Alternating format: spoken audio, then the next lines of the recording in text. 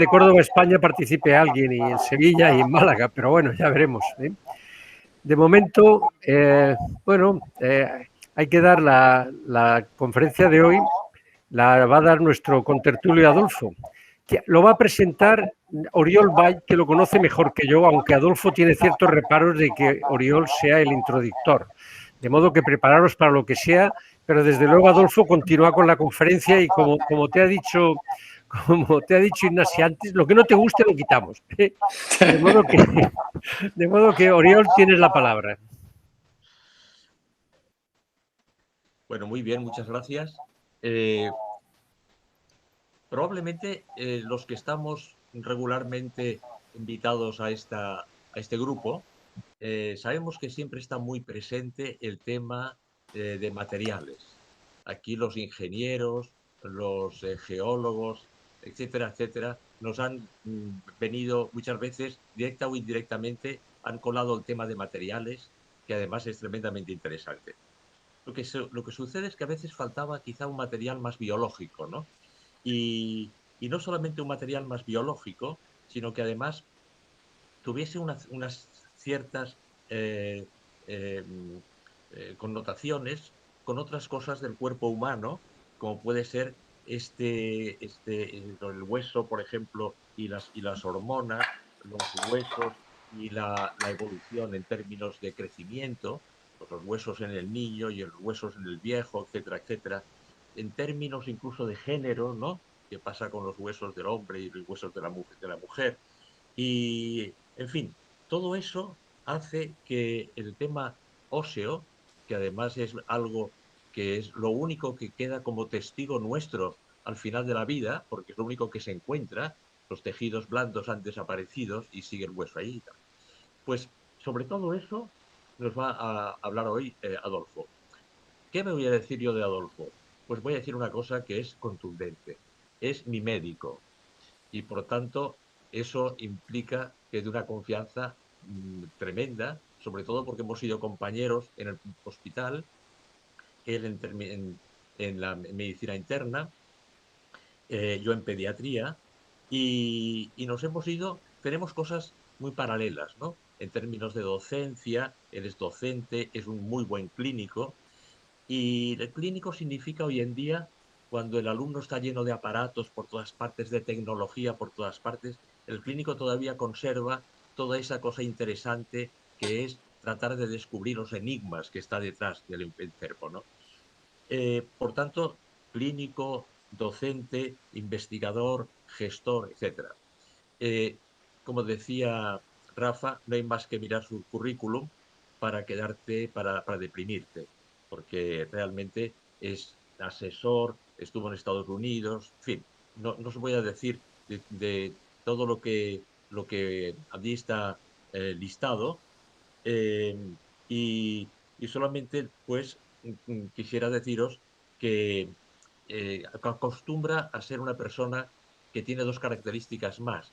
Una es que es muy culto, pero y otra cosa es que en castellano sería coñón, es decir, generalmente una persona con humor.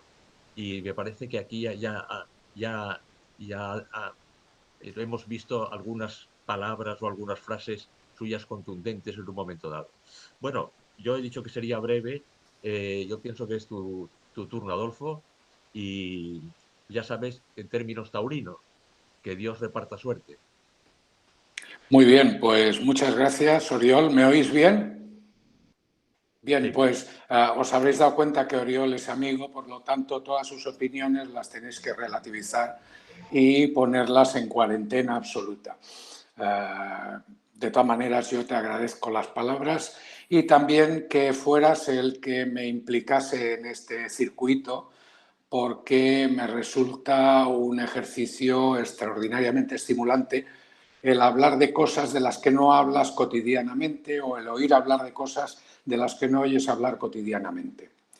Y bueno, un poco al hilo de esto, hoy, después de lo hablado con Rafael, os he preparado una especie de tapeo sobre lo que es el hueso, sobre lo que es el esqueleto humano y algunos aspectos importantes de su salud. De todas formas, No voy a hablar de aspectos clínicos concretos. Si queréis que nos expandamos en ese aspecto, pues durante el coloquio lo podemos hacer, o si queréis, pues en otra ocasión también podemos retomar el tema de la salud ósea. Yo hoy os voy a presentar el concepto de que el esqueleto es mucho más que un andamio sobre el cual se organiza nuestro organismo. Y la primera pregunta que nos podemos hacer es ¿para qué sirve el esqueleto? Y el esqueleto, que en el caso de los humanos y de los otros vertebrados es un endoesqueleto, es decir, está incluido dentro de los tejidos blandos, no está externalizado, tiene una serie de funciones como son el sostén, alojamiento, protección o acción mecánica, que son las funciones que podríamos denominar funciones estructurales. Este esqueleto de los vertebrados ofrece efectivamente el soporte estructural y además es imprescindible para la locomoción, porque sobre él se articulan todos los elementos musculares, aparte de las vísceras, el aparato cardiovascular, etcétera, todo aquello que nos permite una vida activa y que nos permite desplazarnos con agilidad. Además, tiene algunas otras funciones curiosas, como es la función de protección de estructuras vitales.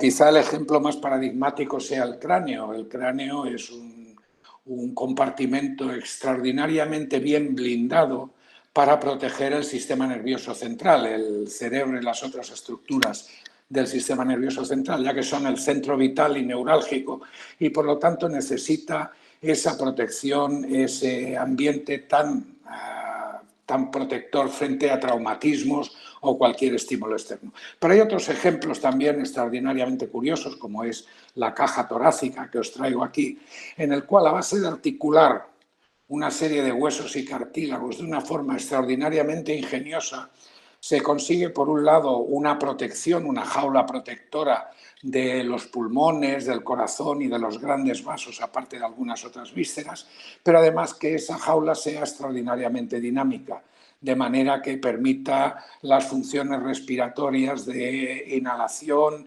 inflado de los pulmones y exhalación con el desinflado. Y eso es fundamental para que podamos beneficiarnos de esa ventaja que nos ofrece tanto estática como dinámica el esqueleto. Pero además tiene otras funciones. El esqueleto es el lugar donde se fabrica la sangre.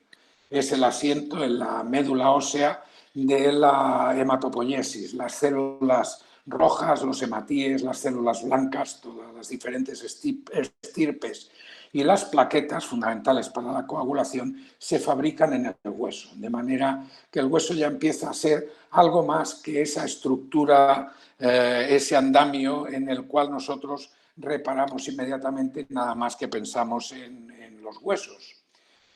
Pero tiene además más funciones y son las funciones fundamentales de regulación de la homeostasis mineral. Funciones metabólicas muy importantes que están reguladas, entre otras y sobre todo por dos hormonas, la hormona paratiroidea y la vitamina D, que es una hormona muy en boga, está muy de moda últimamente para multitud de aspectos de la salud, entre otros pues para mejorar el pronóstico de los pacientes infectados con COVID, pero ahora vamos a ver un poquito con más detalle algunas de estas funciones metabólicas, que se derivan fundamentalmente de que es un gran reservorio de calcio, fósforo y también de otros minerales.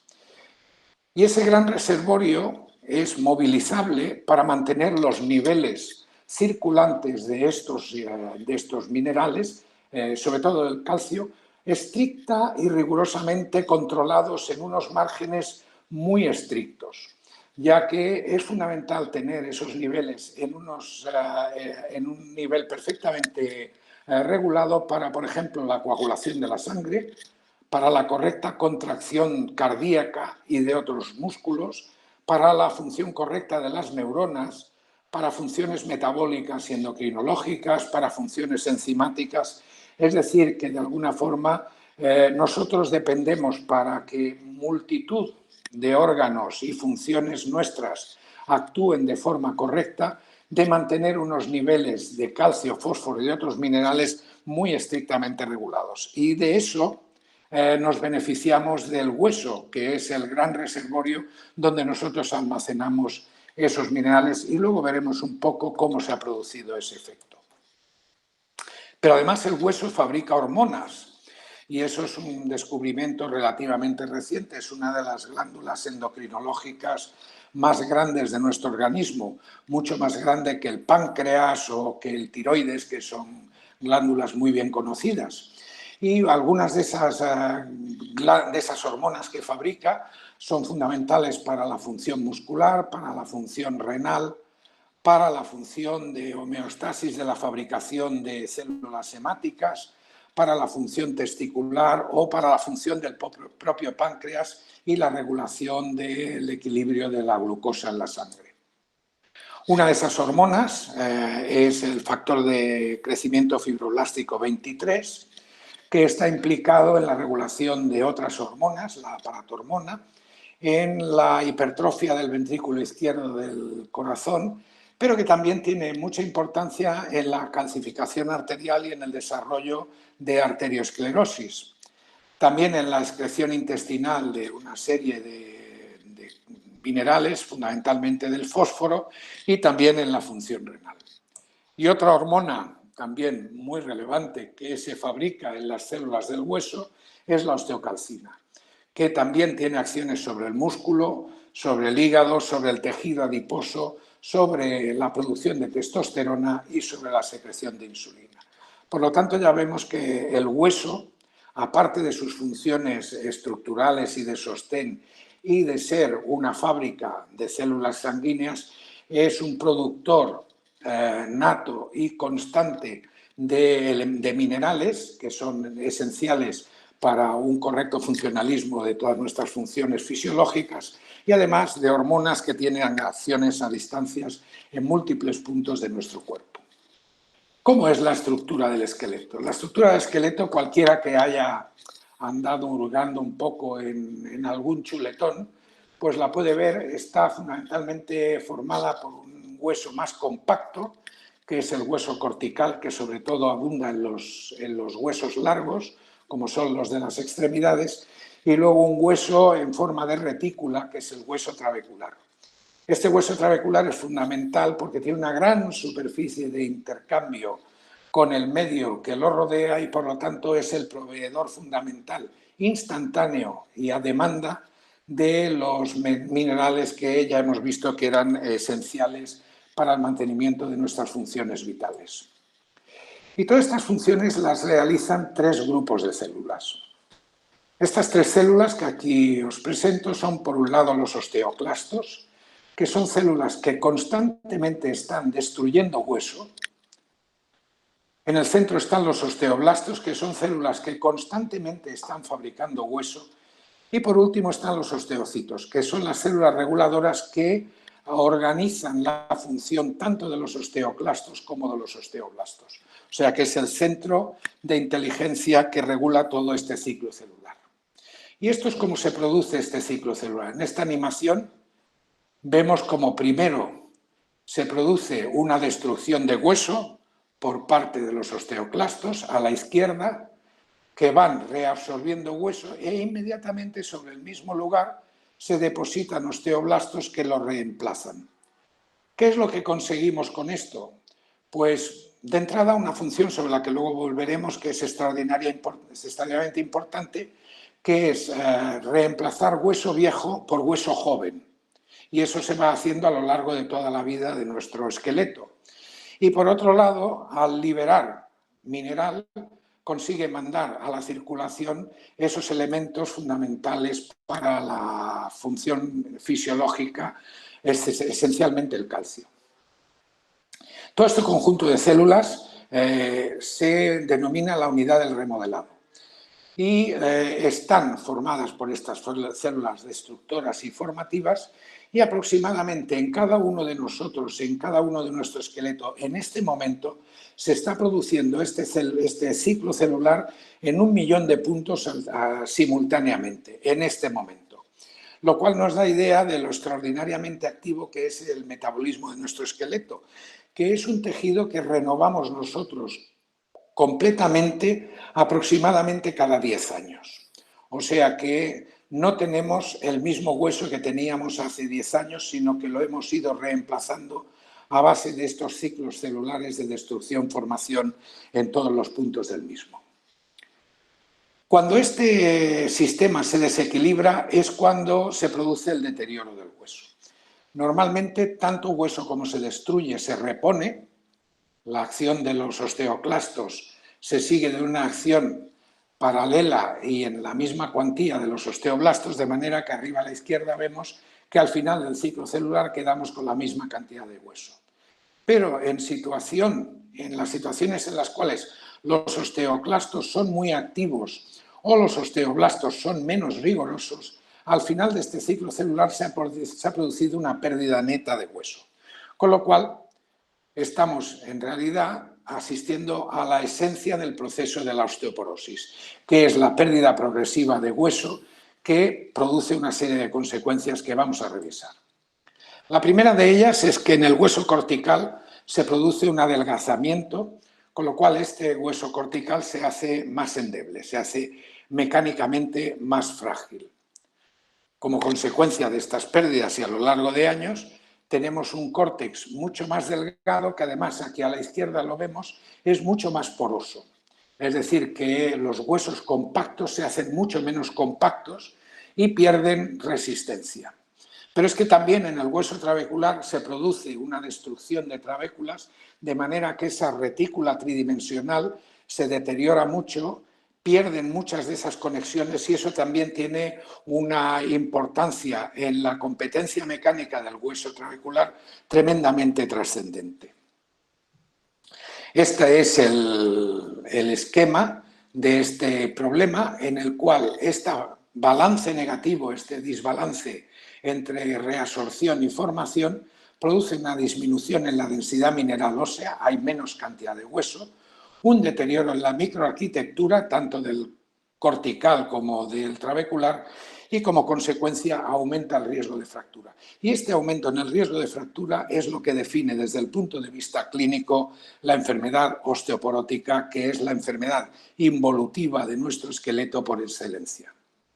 Y esto nos lleva a la definición de osteoporosis, que es una pérdida de resistencia ósea, consecuencia de la suma de una pérdida de cantidad y una pérdida de calidad estructural y, como luego veremos, de las propiedades intrínsecas del material óseo que produce ese debilitamiento del hueso. Vamos a hacer un breve repaso a la resistencia mecánica del hueso. Y yo sé que aquí me voy a meter en camisa de 11 varas, teniendo la audiencia que tengo, pero de todas maneras voy a tratar de enfocarlo desde el punto de vista del clínico y de cuál es el principio fundamental de por qué los huesos se nos rompen. Los huesos se rompen o se fracturan cuando la fuerza que se aplica sobre ellos, es decir, el traumatismo, es superior a su resistencia.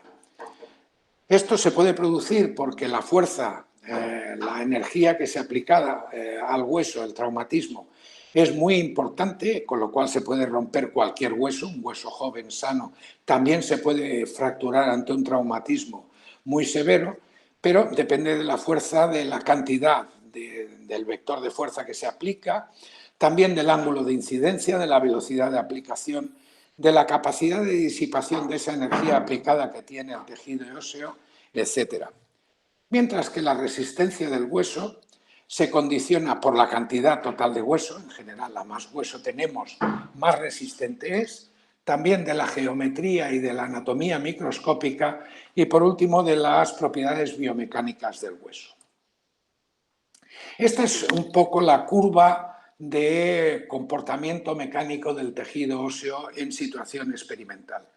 Cuando nosotros aplicamos una carga o un estrés, se produce una deformación del hueso que al principio es totalmente reversible. Es la zona de resiliencia del hueso. De manera que nosotros vamos aplicando cada vez más fuerza, se produce una deformación, pero si cesa esa fuerza, el hueso vuelve a su situación basal, a su estructura basal. Sin embargo, hay un punto en el cual empieza esa deformación a hacerse irreversible y al final progresa de una manera ya descontrolada hasta que se produce la fractura, la rotura del hueso. Y esta curva es la característica del comportamiento mecánico del tejido óseo y conlleva las propiedades mecánicas que los ingenieros de estructura de materiales ósea conocen bien y que son las que se estudian en los laboratorios de biomecánica ósea, como es pues, la resiliencia o la rigidez o la dureza final del hueso, que es la suma de todas las propiedades previas. Por lo tanto, hay una serie de propiedades mecánicas muy importantes del hueso, como son esta rigidez, esta resiliencia, esa resistencia cuasi estática a la compresión o a la tensión o a la cizalla, la dureza y, por último, también muy importante, la resistencia a la fatiga de materiales, lo cual condiciona que el hueso sea definible como un material viscoelástico. Y esto es muy importante porque el envejecimiento del hueso también comporta un deterioro en esas propiedades viscoelásticas, de manera que el hueso se hace menos tolerante a las fuerzas que se le aplican. Por lo tanto, la suma de factores que condicionan la resistencia ósea son, por un lado, la densidad, que nos explica qué tanto hueso tenemos, la geometría y arquitectura microscópica del hueso, que nos dice qué tan bien organizada está este material desde el punto de vista tridimensional, y, por último, las propias propiedades del tejido, lo que podríamos llamar la calidad del hueso, que nos dice qué tan bueno es desde el punto de vista de constituencia este hueso. ¿Qué tanto hueso? Lo medimos con facilidad y lo hacemos en clínica con la densitometría ósea. La densitometría ósea no es nada más que una técnica radiológica en la cual un haz de rayos X atraviesa algunas regiones críticas desde el punto de vista clínico del esqueleto, como es la columna o el cuello del fémur, y a más denso es el hueso, mayor atenuación, y por lo tanto la máquina nos da unas lecturas de mayor densidad mineral del hueso. Hay otras técnicas que se están desarrollando, como esta que utilizamos en nuestro centro, que se hace mediante ultrasonidos y que tienen unas características similares, con la diferencia de que no expone al paciente a radiación, que aunque es mínima, pues en determinadas situaciones, como es en niños o en embarazadas, esto contraindica las técnicas de densitometría ósea. La geometría, ya nos hemos referido un poco a ella, es el deterioro que se produce en la cortical del hueso. Arriba a la izquierda vemos una sección de un hueso cortical en una mujer de 29 años, tremendamente compacta. En el centro, en una mujer de 73 y al final, a la derecha, en una mujer de 90. Como vemos, la imagen ya es bastante elocuente. Se produce una pérdida neta de la cantidad de material, pero además se produce una cantidad de porosidad muy descontrolada que hace que al final el hueso sea mucho más susceptible a las fracturas de lo que era cuando era un hueso joven. Y esta porosidad cortical progresa de manera natural con la edad. También la estructura cortical y su deterioro con la edad, aquí vemos otras 3 imágenes microscópicas, se acompaña, como decía, de un descenso, de un deterioro en la capacidad de resistencia a los test biomecánicos que tiene esa estructura ósea. Aquí vemos otra imagen también demostrativa de microscopía, donde vemos 3 cilindros de hueso cortical obtenidos de fémur humano, y vemos cómo de izquierda a derecha arriba se va deteriorando la estructura compacta del hueso, y abajo en la imagen en negativo vemos cómo los orificios, los conductos, los canalículos del hueso se van haciendo cada vez más importantes, coalescen y al final acaban formando grandes cavidades que son las que hacen que se debilite la estructura de este hueso cortical. También ocurre lo mismo en el hueso trabecular.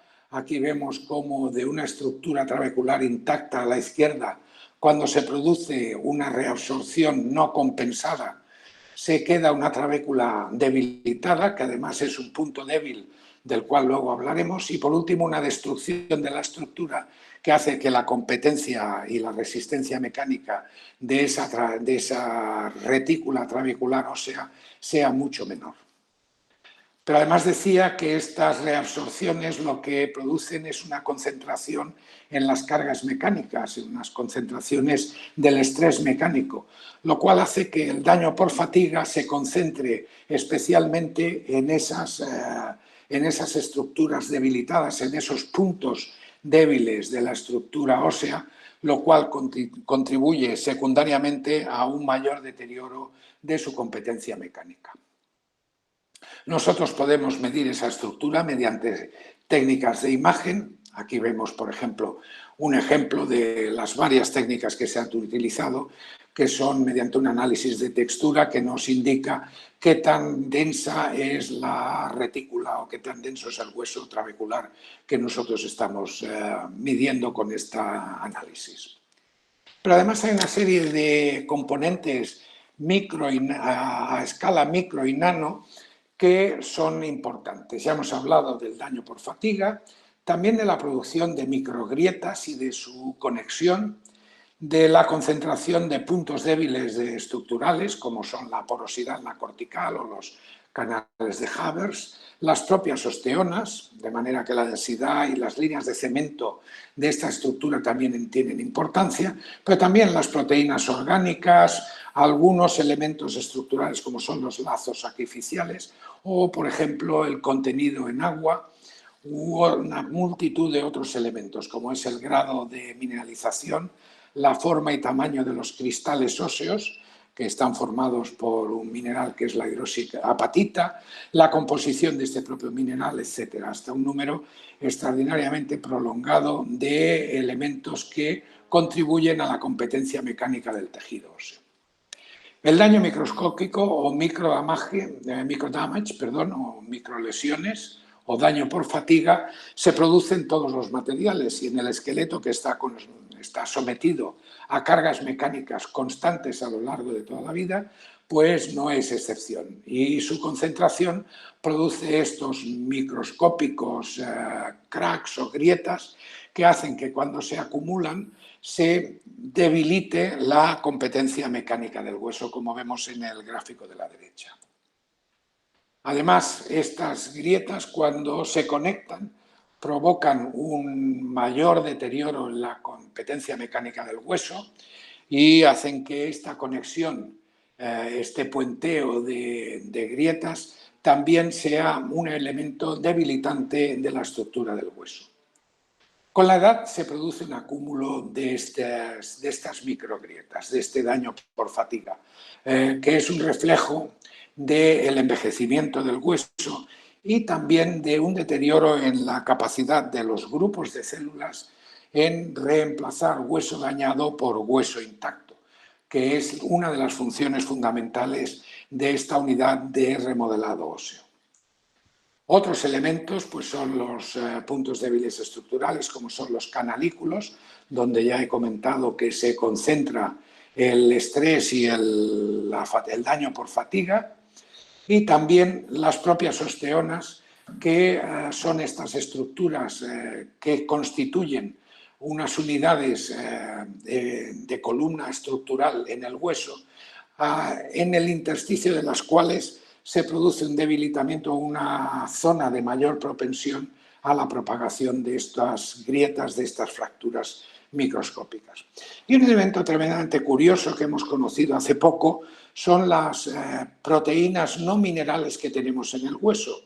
Estas proteínas constituyen algo menos del 2% del tejido óseo, pero son unos elementos elásticos mecánicamente cruciales, ya que son los que le dan capacidad a las estructuras rígidas, que son las columnas minerales de hidroxiapatita, de absorber una gran cantidad de energía mecánica, dilatándose y haciendo que se movilicen entre ellas sin llegar a romperse, de manera que cuando cesa el estímulo mecánico vuelve la estructura a su estado original.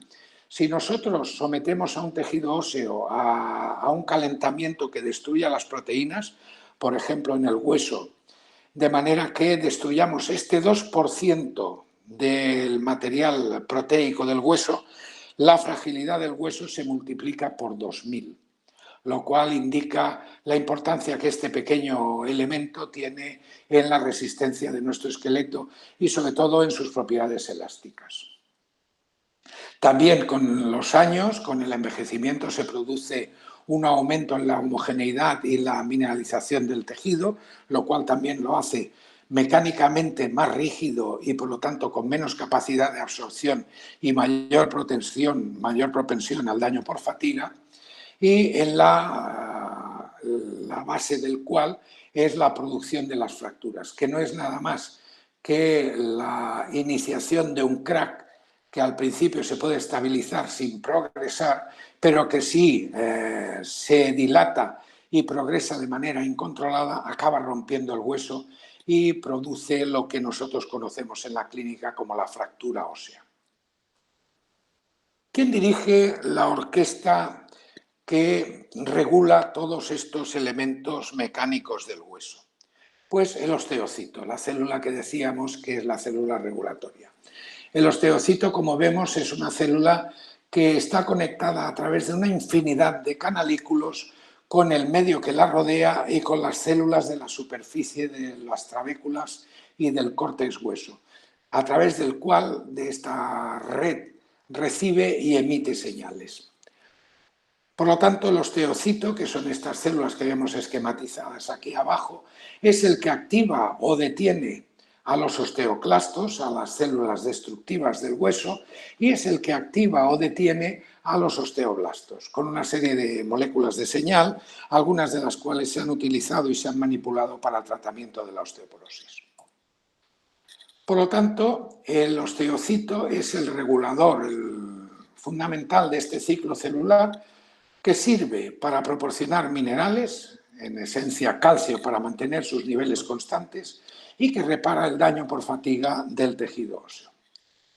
Y vemos como si nos fijamos en este gráfico, la señal que desencadena la destrucción de hueso que está aquí a la izquierda, la vemos ahora, es la producción de esa grieta microscópica.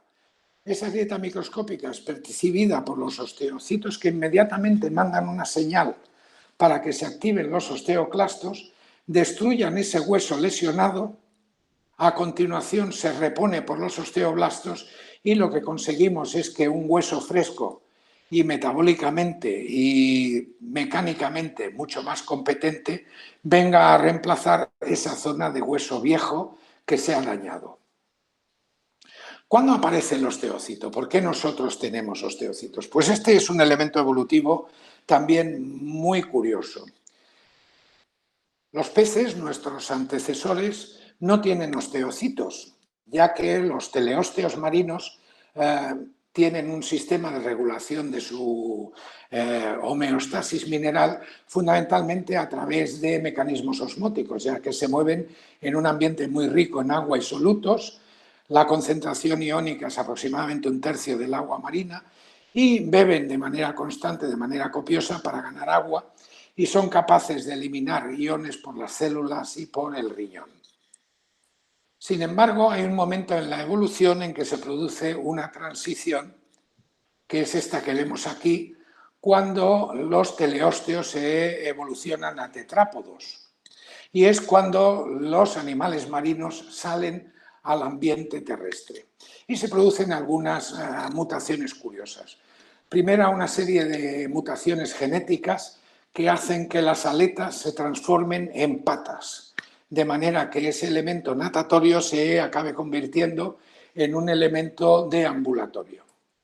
Y la otra es la adaptación a un ambiente terrestre que es extraordinariamente escaso en líquidos y en iones y nutrientes.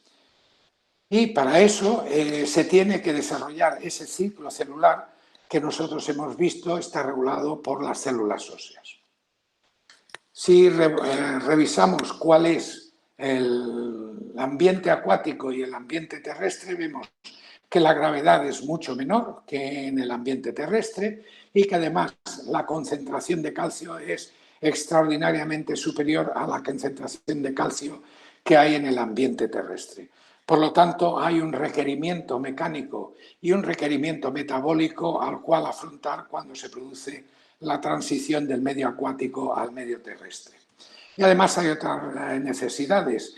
En los ovíparos pues se produce la necesidad de proteger los huesos mediante la producción de cáscaras muy ricas en calcio y además la necesidad de soportar la fuerza de la gravedad para poder moverse libremente en el medio ambiente sin que el esqueleto se fracture por el propio peso de la gravedad. Y ahí es cuando aparece el osteocito, ya que de los huesos de los teleósteos, como puede ser la tilapia, que es un hueso acelular en el cual no hay osteocitos, pasamos al hueso humano, que es extraordinariamente rico en osteocitos, que son las células que ocupan toda esta gran cantidad de pequeños puntos o pequeñas cavidades, desde las cuales regulan y rigen todo el conjunto metabólico y mecánico del hueso. Por lo tanto, estas células aparecen en el tránsito acuático terrestre. Son estas células, además, las que producen, las que expresan algunas proteínas y hormonas que son los fundamentales para la regulación de todo el sistema metabólico y hormonal a cargo del hueso. Los dos elementos aparecen aproximadamente hace 300 millones de años en el Triásico y son elementos imprescindibles en nuestra evolución hasta nuestra situación actual en el Antropoceno. Por lo tanto, podemos concluir que el osteocito es la célula reguladora del ciclo celular y que este ciclo celular es la clave en la homeostasis mineral y en el mantenimiento de la competencia mecánica del hueso. Y nada más, muchas gracias por vuestra atención. Espero que esto os haya abierto la puerta a algunas preguntas que si soy capaz de afrontar, pues estaré encantado de contestar. Muy bien, muchísimas gracias, Adolfo. La verdad es que, como tú has dicho, surgen más preguntas casi por cada una de tus afirmaciones, salen un montón de preguntas. Pero bueno, vamos a abrir ahora la discusión. Quien quiera hablar, por favor, que utilice la mano, que levante la mano o que se presente directamente. Voluntarios, Antonio. Antonio Celsi. ¿Puedes hablar? Tienes el micrófono muteado.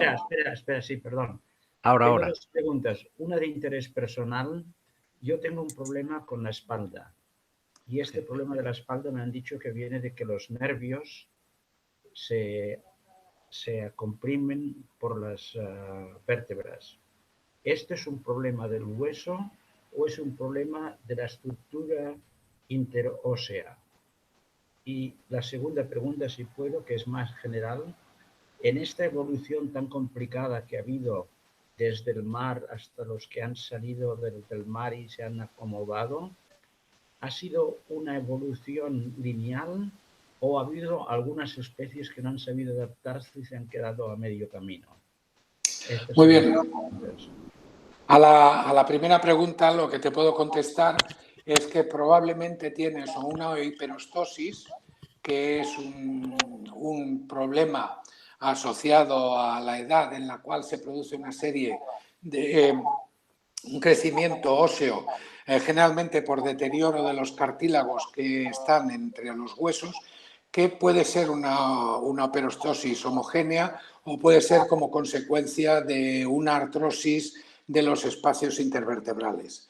Entonces, vamos, seguro que desde el punto de vista radiológico y si no, pues mediante tomografía computerizada o resonancia magnética, han podido perfilar muy bien tu problema. De todas maneras, tu problema en principio no es de osteoporosis. La osteoporosis en la columna lo que produce es debilitamiento de las vértebras y fracturas vertebrales, que también pueden llegar a provocar compromiso nervioso, pero no de la forma que tú me explicas. Por lo tanto, en principio tú no serías candidato, por lo que puedo deducir de tu pregunta, a un tratamiento para la osteoporosis. Respecto a la segunda pregunta, pues la respuesta corta es que no lo sé. No sé si ha habido alguna especie que se haya escapado a esa norma general. los esqueletos de los vertebrados todos tienen osteocitos y esos osteocitos no existen en los teleósteos. Por lo tanto, yo asumo que es un principio general que es esencial, además, cuando nosotros conocemos las funciones fisiológicas del hueso, para que el hueso afronte sus compromisos metabólicos y sus compromisos mecánicos. Por lo tanto, me imagino que debe ser una cosa bastante generalizada en todos los vertebrados terrestres. No sé decirte en otros animales invertebrados o en otros animales que sigan en el medio acuático si eso se produce así, pero por ejemplo los animales anfibios, que son los que transicionan entre el medio acuático y el medio terrestre, también tienen un esqueleto que responde al esquema regulatorio similar. Muy bien. ¿Hay alguna otra pregunta? Si no, yo tengo una. Yo voy a ir más al tema de materiales, que es lo que me interesa. Me lo temía, me lo temía. Dos cosas que has dicho que me han llamado la atención. Primero, el hecho del proceso degenerativo que has puesto en los huesos a diferentes edades, bueno, es una evidencia, lo has puesto muy bien. Yo quería saber dos cositas simplemente. Si el tamaño de grano del cristal de hidroxiapatito aumenta con el paso del tiempo, eso por un lado. El tamaño de grano, como tú sabes, influye mucho en las propiedades mecánicas de los materiales. De hecho, date cuenta, cuando se quiere hacer un acero templado, se coge el acero y se golpea en la fragua. Se golpea para romper los cristales, para que haya mucha más superficie intergranular y eso da más resistencia. ¿Ocurre lo mismo con los huesos? ¿Y de qué manera hay ese crecimiento, si existe, con la edad? Bien, la respuesta es sí. Y hay técnicas que estudian material óseo extraído de muestras de hueso. A ver si lo sé decir bien. Los infrarrojos de Fourier, la espectroscopía por infrarrojos de Fourier, que mide el grado de madurez del colágeno y además el tamaño de los cristales de hidroxiapatita.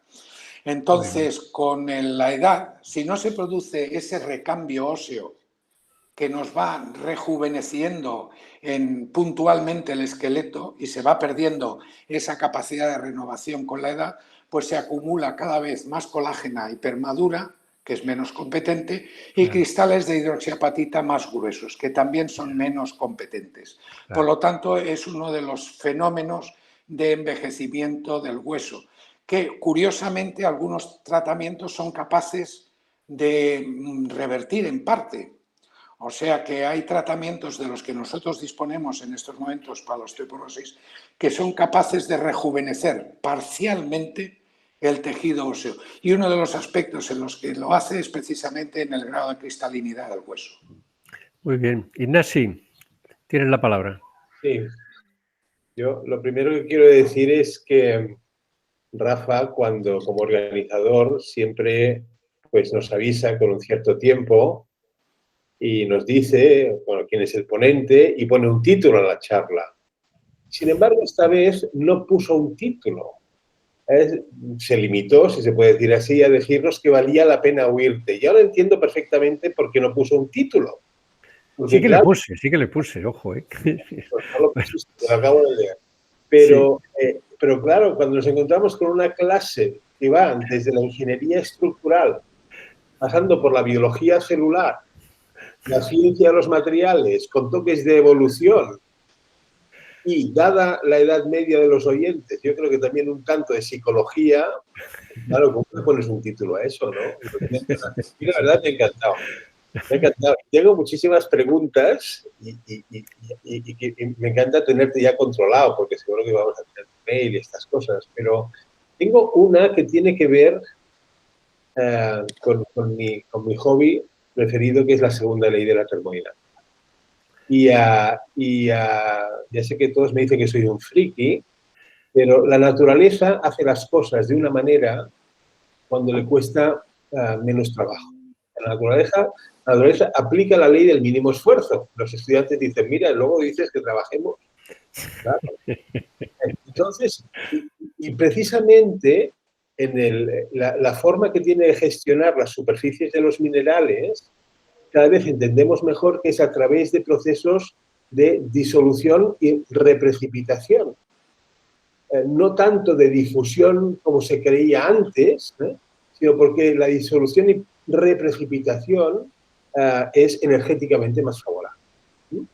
Entonces, ahora estoy seguro que has oído hablar de lo que se llama las técnicas biomiméticas, que se intenta, digamos, reproducir cuál es el comportamiento de la materia viva para, entre otras cosas, hacer medicina regenerativa o incluso materiales autorreparables.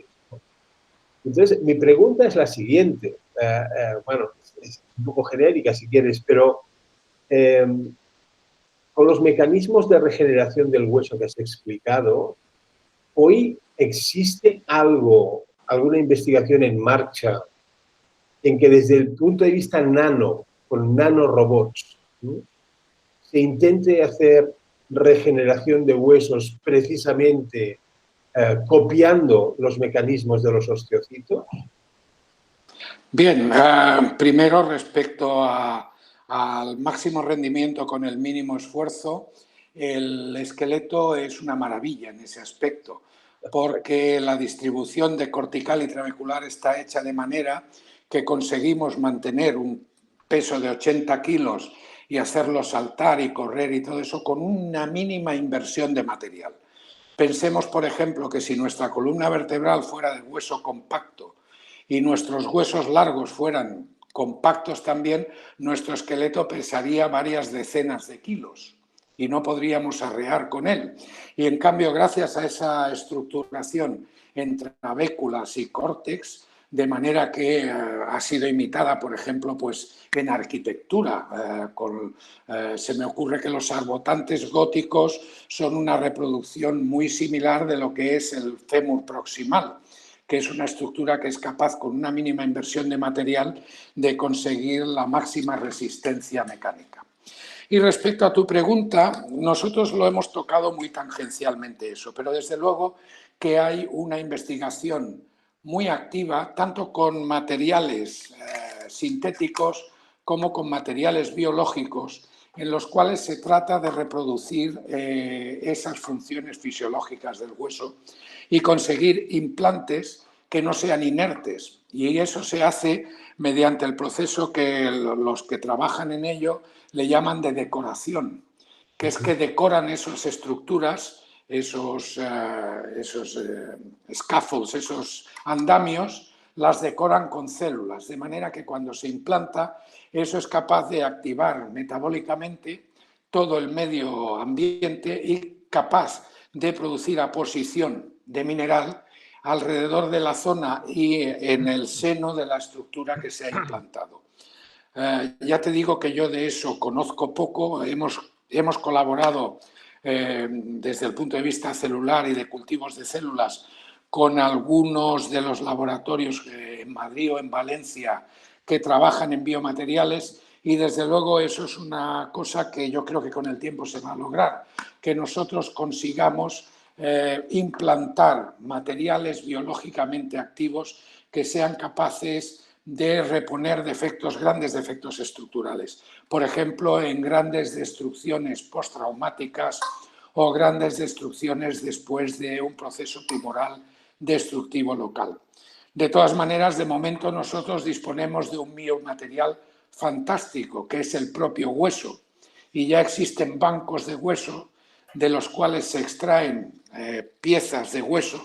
A veces son trasplantes autólogos desde el propio paciente de una zona esquelética a otra, y otras veces son trasplantes heterólogos de bancos de huesos donde se conservan materiales que se implantan en la zona donde se quiere reparar la estructura ósea y son capaces de funcionar de manera que consiguen en muchas ocasiones una restitutio ad integrum de la estructura ósea. Pensemos que si una fractura ósea se alinea bien, nuestro organismo es capaz de repararlo de manera que al final no queda ni rastro de la lesión, y es uno de los pocos tejidos del organismo en el cual tenemos nosotros esa capacidad de regeneración completa de una lesión que por grande y destructiva que haya llegado a ser. ¿Alguien más tiene una pregunta? A ver, Oriol. Sí, Adolfo, yo creo que sería interesante que nos hablases un poco de esta relación que hay entre hormonas y huesos. Y estoy pensando en dos cosas, básicamente. Una es edad, osteoporosis y hormonas, sobre todo hormonas femeninas, y esto correlacionado con, diría, tratamiento del cáncer de próstata, ¿no? Porque entonces para tocar mujer y hombre, que más o menos algo los une, que son los estrógenos, ¿no? En aquel momento. Muy bien, bueno, las hormonas son un elemento clave en el mantenimiento de la salud del hueso. Y una hormona fundamental para ello es el estrógeno, los estrógenos. Por lo tanto, en las mujeres, cuando se llega a la menopausia, se produce un stop en la función de los ovarios, se produce un declive brusco de los estrógenos y a partir de ahí, en un porcentaje de mujeres, no en todas ellas, ya que hay un componente genético muy importante, se produce un descenso progresivo en la masa ósea y también un deterioro en su arquitectura, como consecuencia de que la deprivación de estrógenos produce un disparo del proceso de reabsorción celular por parte de los osteoclastos, es decir, del proceso de destrucción estructural del hueso. Eso también ocurre en los varones. Lo que pasa es que en los varones la andropausia es un proceso más progresivo, es un declive que se va haciendo de manera más lenta y menos abrupta en el tiempo. Pero curiosamente, para el mantenimiento de la salud ósea en los varones, los niveles de estrógenos que tenemos los varones también son cruciales. De manera que el varón que no tenga unos niveles de estrógenos también tiene, y hay casos de alteraciones genéticas en varones que no tienen ninguna producción de estrógenos, también producen una osteoporosis bastante agresiva. Y luego, respecto a los antagonismos hormonales, hay dos ejemplos que son fundamentales. En la mujer, el cáncer de mama, que depende de estrógenos, es decir, aquellas células cancerígenas mamarias que se nutren de estrógenos, y en el hombre el cáncer de próstata, que se nutre de andrógenos. Entonces, uno de los medios que existen para combatir el cáncer es deprivarlo de su alimento. Y lo que se hacen es que se utilizan antagonistas hormonales que bloquean, en el caso de la mujer, los estrógenos y en el caso del varón, los andrógenos. Ello tiene la gran ventaja de que la evolución del cáncer se beneficia muchísimo y las posibilidades de curación se multiplican exponencialmente, pero tiene la desventaja de que el hueso es el que le pasan la factura. Entonces, como todo está inventado en esta vida, pues lo que ya todos los oncólogos son conscientes es que cuando se trata a una mujer con antagonistas hormonales o cuando se trata a un varón con antagonistas hormonales, lo que hay que hacer es atender al estado de sus huesos. Y si los huesos están ya de partida en una mala situación, o bien durante la evolución de estos tratamientos antihormona, el hueso se deteriora de una manera descontrolada, entonces lo que hay que hacer es administrar tratamientos contra la osteoporosis que detienen esa proliferación desmesurada de los osteoclastos y evitan la pérdida y deterioro del hueso. Muy bien. Mercedes, tienes la palabra. Abre el micro. Sí, hola, gracias. Mi pregunta es más Acércate, no se te oye. ¿Ahora? Sí, un poco más. Vale. No, mi pregunta es, ¿esos tratamientos con células madre en las lesiones de rodilla y de rótula funcionan o no funcionan? Funcionan parcialmente. Son células que lo que tratan es de regenerar el cartílago. El cartílago se ha deteriorado con la edad hasta el punto que se ha perdido y la pérdida de ese cartílago hace que los huesos rocen, por decirlo de manera simplificada, una contra otra y sufran un desgaste en sus superficies que al final hace que su acción la acción de la articulación se dificulte, sea extraordinariamente dolorosa y sea muy incompetente. Entonces se administran células madres. El éxito con las células madres ahí es parcial. Es decir, hay algunos casos que funcionan muy bien y otras que funcionan de manera más mediocre, por la razón de que efectivamente se consigue que proliferen células cartilaginosas, condrocitos, que se llegue a formar un tejido cartilaginoso que haga de cojín amortiguador entre los dos huesos, pero la competencia mecánica de ese cartílago no siempre es tan idónea como el original. Por lo tanto, a veces el éxito se ve comprometido porque nosotros, pues si vemos fotografías de esa articulación, pues vemos un cartílago que se ha regenerado de una manera bastante estupenda, pero luego cuando ese cartílago se le pone a trabajar, pues no tiene exactamente las mismas propiedades elásticas que el cartílago nativo.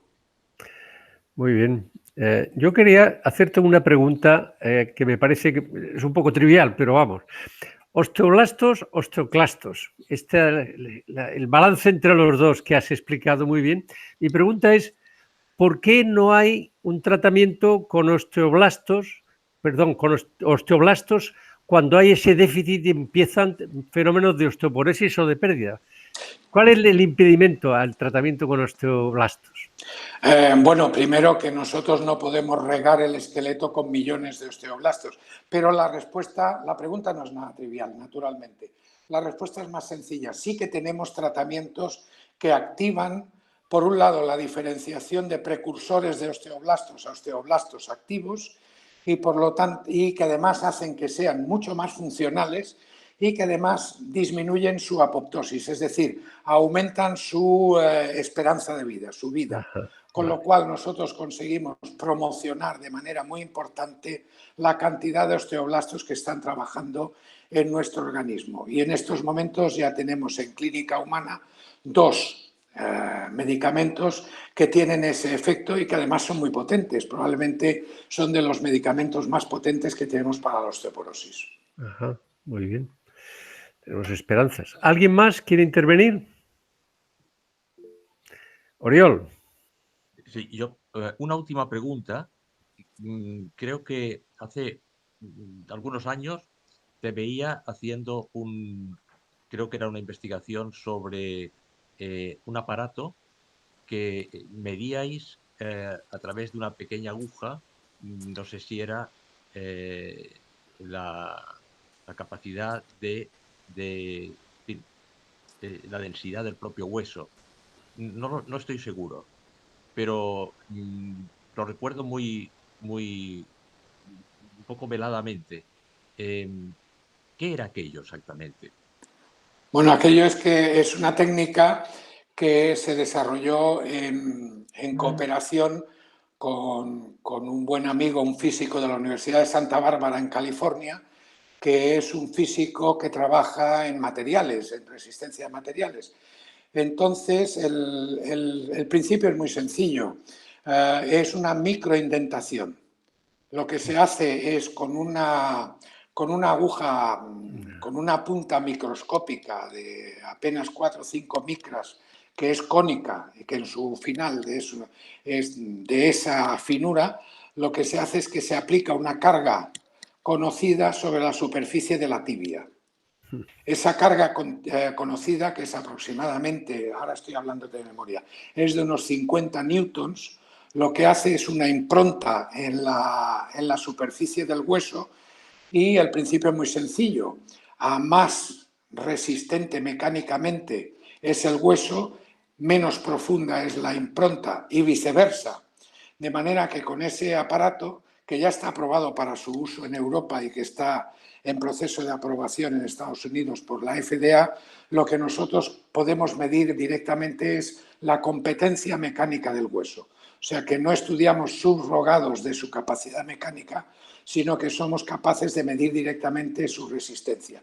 Y concretamente, los estudios que se han hecho sobre esta técnica lo que hacen es estudiar esta técnica, la propensión del hueso a que se abran cracks microscópicos.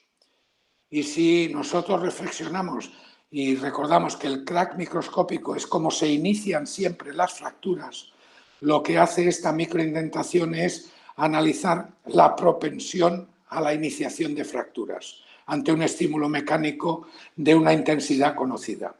Y entonces eso es una de las variables que se puede estudiar, aún no está muy extendida, está todavía en fase experimental, pero en estos momentos en Europa pues ya hay 4, 5, 6 centros que la estamos utilizando. Os quiero recordar, es que al explicar esta pregunta que te ha hecho Oriol, me he acordado de lo que eran mis clases de mineralogía, donde la microindentación era la técnica que se utilizaba para conocer la dureza de los minerales.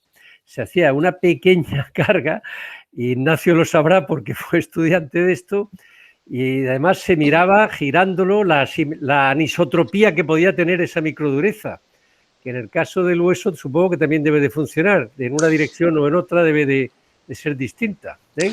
Hay dos técnicas de microindentación, una que es más de laboratorio, en el cual lo que se produce es una carga cíclica repetida. Ajá. Y que lo que estudia fundamentalmente es la resistencia al daño, al deterioro por fatiga, y la otra que es la que utilizamos en clínica, que es un impacto único a gran velocidad, que reproduce más el impacto que se produce cuando sufrimos las fracturas. Y que lo que hace es ese impacto separa las columnas de hidroxiapatita mineralizada y abre una microgrieta, una grieta microscópica. O sea, que es lo que hace, lo que digo, es la propensión a que se abra esa brecha en la estructura del hueso y nos dice, de una manera simplificada, la fracturabilidad del material óseo. Ya, eso está bien. Oye, pero una pregunta, con 50 newtons, ¿cuál es el grado, la profundidad del cráter que hacéis? Aproximadamente de 100 a 200 micras. Vale, y entonces, ¿el hueso se puede considerar isótropo a esa escala? No lo sé. Porque, no lo sé. Es un composite de colágeno y hidroxiapatita que además está muy estructurada cristalográficamente, tiene unas orientaciones determinadas. La pregunta es bastante pertinente. Yo no sé si se puede considerar isótropo, eso yo creo que no, ¿eh? Yo creo que tiene propiedades mecánicas distintas según la dirección, ¿eh? Sí, no, eso está claro. Eso está claro y ahora voy captando un poco la pregunta traducida al latín vulgar. Por eso el ángulo de impacto en el hueso es uno de los condicionantes de la fractura. Nosotros si impactamos sobre las columnas de hidroxiapatita en el sentido longitudinal, tiene mucha más resistencia que si lo hacemos en el sentido transversal. Por eso todos los huesos cilíndricos de nuestras extremidades, sobre todo de nuestras extremidades inferiores, son grandes haces verticales y compactos de columnas de hidroxiapatita que se configuran en unidades que son las osteonas, que a su vez se configuran en el hueso cortical. Por eso las fracturas óseas se producen con impactos laterales, porque el hueso está perfectamente diseñado para resistir la carga de la gravedad y de nuestra actividad cotidiana, pero no está tan bien diseñado para resistir un impacto en una dirección extemporánea, como es una dirección horizontal, que es lo que ocurre, por ejemplo, cuando nos caemos de lado, el hueso ya se ha debilitado y se puede producir la característica fractura de fémur. Oye, una última pregunta que creo que la tendría que hacer Ignasi, no yo. ¿Por qué se produce osteoporosis en los astronautas? Por desuso, por falta de carga mecánica. Por falta de carga mecánica. En los astronautas se produce un fenómeno muy curioso para el cual no existe una explicación. Bueno, para uno de ellos no existe una explicación clara. Se produce un aumento importante de mineralización en el cráneo y en cambio se produce una desmineralización importante en el resto del esqueleto. Por eso una de las cosas que se les hace es someterlos a un programa de ejercicio físico constante en el cual se trata de que los esfuerzos musculares traten de reproducir la acción de la gravedad. Pero la pérdida de la gravedad hace que se produzca uno de los estímulos regulatorios importantes y hace que el osteocito no mande señales de inhibición del osteoclasto, con lo cual el osteoclasto se descontrola y lo que hace es descalcificar de manera masiva el esqueleto. Ocurre de manera similar en los encamamientos muy prolongados o, por ejemplo, en los parapléjicos, en los cuales se pierde una cantidad masiva de tejido óseo por falta del estímulo de la gravedad. La gravedad es uno de los elementos fundamentales de la regulación del hueso a través de la ley de Wolff. La ley de Wolff lo que hace es que regula que ante un estímulo mecánico se produzca una respuesta formativa de hueso. Ajá. Curioso, ¿eh? Curioso, pero... Y entonces, si tenemos que enviar un astronauta en gravedad cero micro a Marte, y lo tenemos que tener 1 año y medio fuera, ¿hasta qué punto se puede tratar esta descalcificación? Pues de momento lo están tratando con actividad física, mediante estímulos musculares, y por lo que sé, aunque eso ahora en estos momentos no estoy al último grito, también se están ensayando inhibidores de la reabsorción del esqueleto.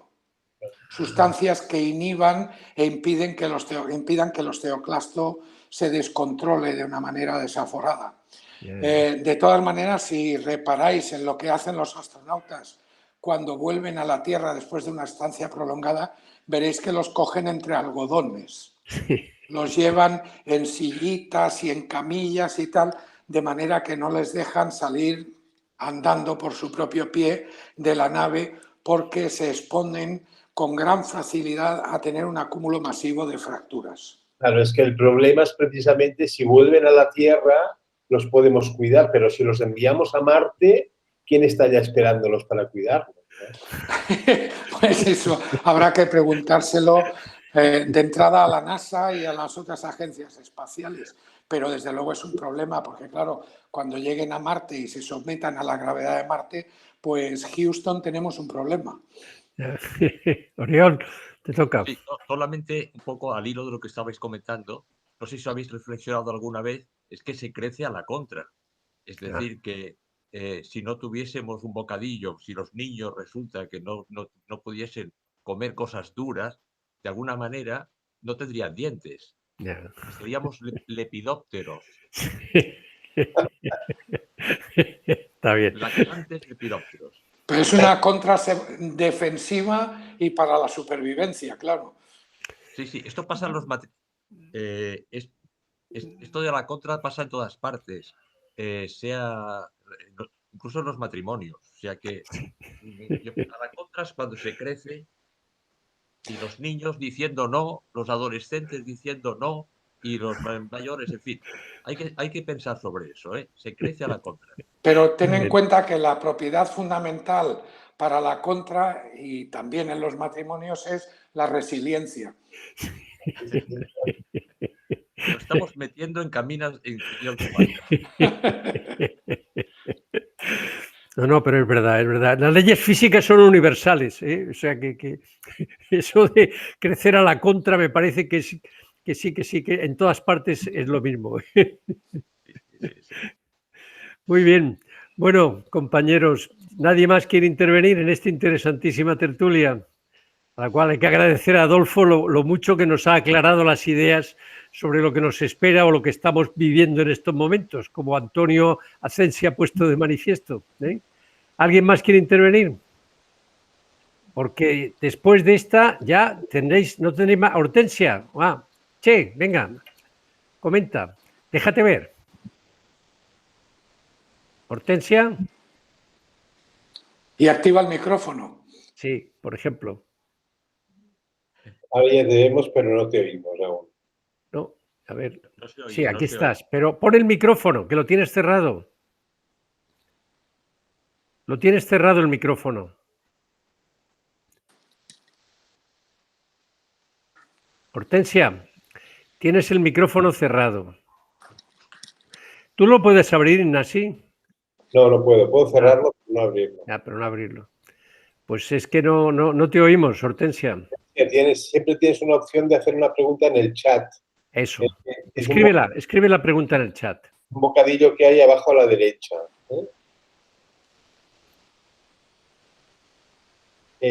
Yo mientras escribo la pregunta, yo te pregunto otra cosa, porque y mira, Juan Pedro que está aquí, trabajamos en la Escuela de Caminos, estamos rodeados de ingenieros estructurales y de hecho yo he trabajado con gente que está precisamente investigando cosas de estas. Ignacio Carol, por ejemplo, Juan Pedro lo conoces, luego también hay gente de biomateriales en UPC.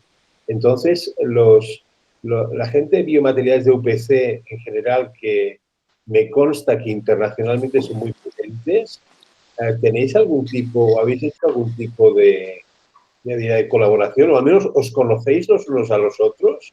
Sí, nos conocemos y una de nuestras postdoc acabó trabajando con ellos. Y estuvimos explorando las posibles líneas de colaboración precisamente cuando trajimos la microindentación aquí, pero las líneas de trabajo que tenían ellos y las nuestras tenían muy poca superposición y bueno, aparte de conocernos y que me parece una gente estupenda, pues no llegamos a materializarlo en ningún proyecto concreto. Sí que lo hemos hecho con la gente de biomateriales de Valencia. Ya. Hortensia, ¿has podido arreglar tu problema? No, no puedes. No se te oye, ¿eh? No, Hortensia, no se te oye. Tienes que abrir el micrófono. Hortensia, abajo, en el centro, hay una manita, ¿eh? Y a la izquierda, esto intentas clicar en ese icono y no te funciona. Pues entonces debe ser algún problema. Tienes un problema. Lo siento, chica, no has podido escribir en el chat. Haz una cosa, sal y vuelve a entrar. A ver, porque a veces es tan sencillo como eso, no me preguntéis por qué. Ya. O llama por teléfono a cualquiera de nosotros. Sí, llámame. Y te la transmite. Soluciones. Llámame. A ver, Cristina. Cristina. Sí, hola. Te toca la palabra. Nada, pensaba hacer de telonera de Hortensia. Ah, vale, pues a Como ver, ¿te ha llamado? Me ha fascinado la historia de la evolución, ¿no? El momento crucial que fue salir del agua, ir a la tierra para los vertebrados, ¿no? Lo que comportó y cómo los peces de tener esqueletos externos pasaron a internos y después esta especie de navaja suiza, que son los huesos, que tienen un poco de todo. No sé, solo decir que ha sido muy sugerente, me ha gustado mucho. Gracias. Muchas gracias, encantado. Lo de navaja suiza me ha gustado, ¿eh? Es verdad, ¿eh?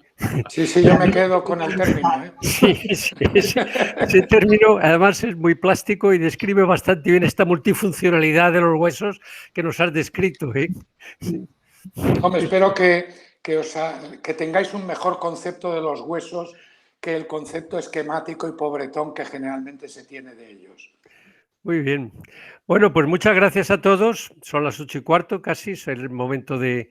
En septiembre os volveré a convocar con otra tertulia que probablemente nos animará Miquel Barceló sobre las ciudades innovadoras. Algo que se reclama mucho para Barcelona, para otros sitios, y él está trabajando en esto en América Latina, está trabajando pues en Europa, en el resto de España, etcétera, y también bueno, él no lo explicará. De modo...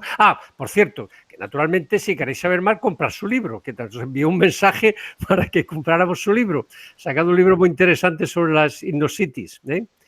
De modo que saludos a todos, buenas vacaciones, pasároslo bien. Adiós, Juan Pedro, muchas gracias. Adiós a todos. Adiós, muchas gracias. Gracias. Adiós, gracias. Hasta septiembre. Chao.